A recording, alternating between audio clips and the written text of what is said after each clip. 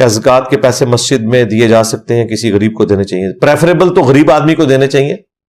زکوٰۃ کے جو 8 مصارف آئے ہیں سورہ التوبہ کی آیت نمبر 60 میں, اس میں ایک مد ہے فی سبیل اللہ. فی سبیل اللہ کی جو مد ہے نا, یہ اتنی وسیع ہے کہ اس میں ساری وہ چیزیں جو دین کی ترویج کے لیے آپ معاملات لے کے چل رہے ہوتے ہیں وہ اس کیٹیگری میں فال کرتی ہیں. یہ فقہا کی بحثیں ہیں کہ زکوٰۃ کا پیسہ مسجد پہ لگنا یا نہیں لگنا, یہ قرآن و سنت کی بحثیں نہیں ہیں, یہ ذہن میں رکھیے گا. یہ سمجھ کا فرق ہے. جن لوگوں نے سمجھا کہ زکوٰۃ کے مسئلے میں تملیک کرنا ضروری ہے, یعنی کسی کو مالک بنانا ضروری ہے, تو انہوں نے کہا کہ مسجد پہ زکوٰۃ نہیں لگے گی کیونکہ مسجد کا تو مالک کوئی بھی نہیں ہوتا.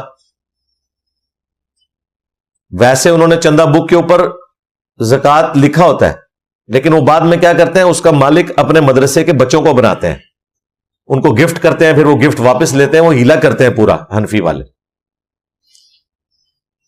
لیکن جنہوں نے یہ تملیک والا ایشو جو ہے اسے ایکسپٹ نہیں کیا, ان کے نزدیک کوئی بھی نیکی کا کام, چاہے وہ رفاع عامہ کا کام ہو, مسجد بنانے کا کام ہو, مدرسہ بنانے کا ہو, سڑک بنانا ہو, کنواں کھدوانا ہو, سب کے اوپر زکوٰۃ لگ جائے گی. اب مجھے بتائیں, جو خلفائے راشدین کے دور میں مساجد تعمیر کی جاتی تھی اس کی فنڈنگ کہاں سے ہوتی تھی؟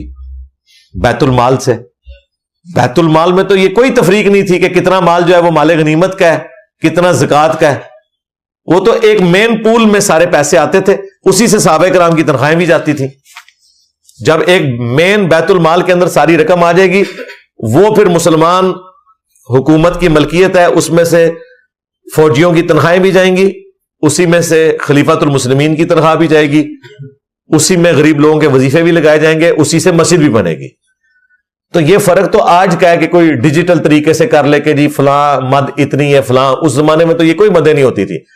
بیت المال میں بس چیز جمع ہوگی تو ہوگی, وہاں کون ریکارڈ رکھ سکتا ہے کہ یہ 1000 اونٹ جو ہیں یہ زکوٰۃ کے ہیں اور یہ خالی صدقے کے ہیں اور یہ خالی چندے کی اپیل ہے, اور یہ بھی کوئی ثابت نہیں کہ نماز کے لیے مسجد بنانے کے لیے الگ سے کوئی اپیل ہوتی ہے اور اس کے لیے علیحدہ سے چندہ جمع ہو. یہ تو تفریق آج کے دور کے مسئلے ہیں, تو پہلے تو ایسا کوئی نہیں تھا.